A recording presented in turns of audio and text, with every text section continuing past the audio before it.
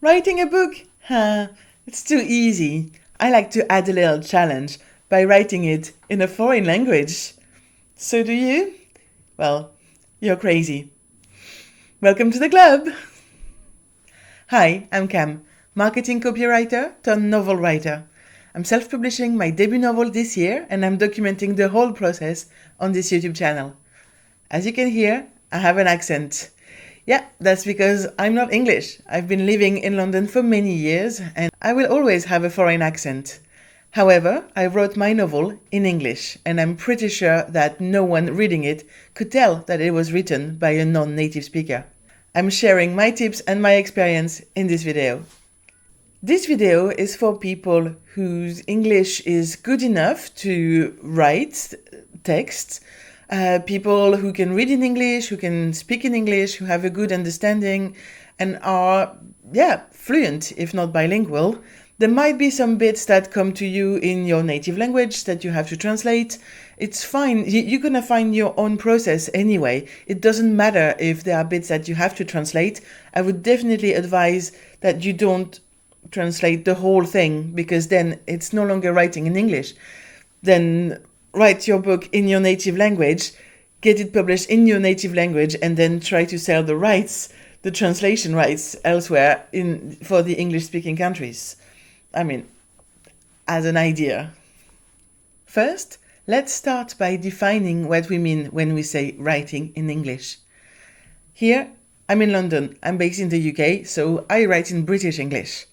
If you live in the US, you would probably pick American English. If you live in Australia and you want to publish in Australia, you would probably want to make sure that you write in Australian English. There are different types of English and different ways of approaching the language. So if you are not based in a specific English-speaking country where you want to publish your book, then you have to pick one type of English and stick to it. You can't alternate between British English and American English in your book. It wouldn't make sense. So in my case, since I'm writing in British English, words like realize or prioritize would take an S rather than a Z. I write color with a U, traveling with two L's, and center, T-R-E instead of T-E-R. There are other differences, especially regarding the punctuations. The M dashes, the quotation marks are a little bit different. But anyway, what I mean is start by picking your type of English and making sure you stick to it and you know the specific rules. You can't just say, I write in English if you're not able to answer the question, what type of English is it? British, American, Canadian, Nigerian, Australian. All of those have slight nuances, so you need to know what you're doing. In this video, we are assuming that your level of English is good enough so you can write a book. I'm not teaching you how to write in English. I'm giving you tips on how to write a whole book in English. And one of my most important tips is to read. Read in English. Read books, read in your genre, read outside of your genre, read fiction, non-fiction, read books in British English, American English, whatever books you can put your hand on. Read old classics, but also recent ones. It's very important that you know what recent books look like and feel like. So as much as you can, and I know it's not easy if you live in a foreign country that is not an English-speaking country, but it's very important that you read recent bestsellers to understand what works with the audience that you might be aiming for. Read indie books as well. It's very interesting to know what indie authors are doing in English again. So never stop reading. Whether you're writing in your own native language or in English, it's always a very important tip anyway. So read before you write. So I definitely recommend that you read, including the classics, the old ones and the more recent ones. However, it is very important that you don't compare yourself to those classic novels from a few centuries ago. It's not even relevant. You will never be able to write like an English author from the 19th century. And you would not really want that anyway. It doesn't make sense. So I know it could be quite tempting. You could be reading Dickens or even a more recent one like Margaret Atwood and think, I'll never be able to write like that. It doesn't matter. You don't have to write like the classics. You're writing your own novel. You're doing what you're doing. So don't compare yourself. However, my next tip is do compare. I know, hear me out. What I mean is do compare as in check recent books, read a lot so you can see that not all books are perfect. Not all prose is absolutely flawless or complicated. That your English is probably good enough if you're fluent to write good prose. If your story is strong enough, you don't need to be an expert linguist because it's all about conveying your story rather than playing with words. Of course, if you want to do poetry, that's a different story. But if you want to write a book, nonfiction or fiction, as long as you can communicate your idea, it might be good enough. So don't compare yourself with the classics because you're never going to be able to write like professional authors, native speaking authors from, again, centuries ago. But in the meantime, read recent books and recent bestsellers, and you will see that a lot of them don't use a very complicated English. They don't use complicated sentence. They don't use overly complicated or convoluted vocabulary. It's probably a level that you already have. Don't compare, but do compare. I know. Once you've started writing your book, you might feel a bit insecure. I would understand that. I totally did. My next advice is to get feedback from native speakers. Native speakers who are readers of books. You want to ask feedback on your writing, not on your English. Don't ask feedback from your English teacher unless they could be a potential reader of your book. What you want is someone who will be checking your prose as a reader, someone who will be focusing on how you convey your story, how you're building your characters, rather than someone who's going to be judging your English. You're not asking feedback as a linguist, or as a student. You're asking feedback as a writer. This is why you need a reader's perspective and not a teacher grading a copy's perspective. That's very important.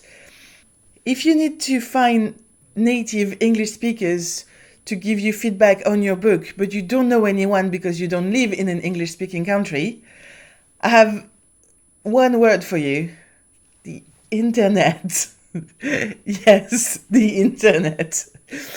You can find people online who would help you, and no, they're not going to steal your idea on your manuscript. You can just send them small snippets of your writing or just a couple of chapters. There are lots of people out there who are helping authors or authors helping other authors, whether you go on social media or on some specific websites, forums, even in the comments of many YouTube videos, you can find a lot of people that would be willing to help you, whether they're beta readers or critic partners, or even editors that you might want to pay at some point when you have finished your first, second, third draft and you're willing to move on to the next steps. So, yeah, you don't have to rely on your non-native high school English teacher to correct your book. You can find native readers who will be able to give you relevant feedback. One quick tip for non-native English speakers that are trying to write a whole book, a whole novel in English is don't try to compensate. Don't try to overdo it by using convoluted prose, by trying to show how much you know, how much vocabulary you have. You don't need to overcompensate for anything. Again, this is not a paper that's going to be graded by an English teacher. This is a novel that is going to be entertaining your readers or teaching them something. So the language is just here to convey your message or your story. Don't worry too much about it. And again, don't try to overcompensate. Don't try to sound English. Just do what you can.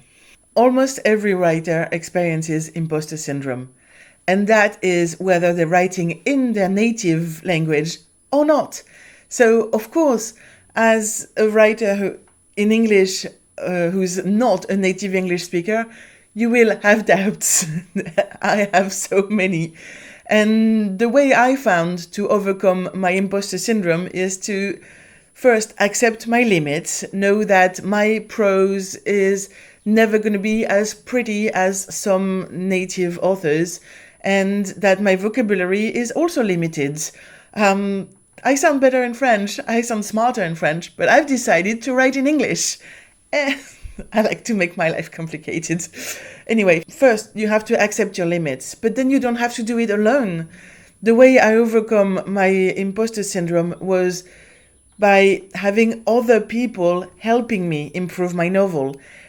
And not because I'm a non-native English speaker, because I'm an author who's taking things seriously. There are a lot of things that any writer, any author has to go through anyway. So in my case, it was having beta readers with my novel and give me feedback. And then I hired a freelance editor who helped me a lot improve the structure of the novel, but also the prose itself. I'm also hiring a proofreader to make sure that my manuscript is spotless and there's not a mistake in there. I'm probably doing it even more thoroughly than some native English speakers. So your first draft is never going to be perfect. Neither will be your second or your third. You will need an editor or a proofreader, whether you are a native English speaker or not. You would need an editor or a proofreader or both anyway. So don't worry too much about this. Accept the fact that you will need help because every writer does. And just embrace it and share your story with the world. That's the whole point of writing. Go for it. That's it for today. Thank you for watching this video.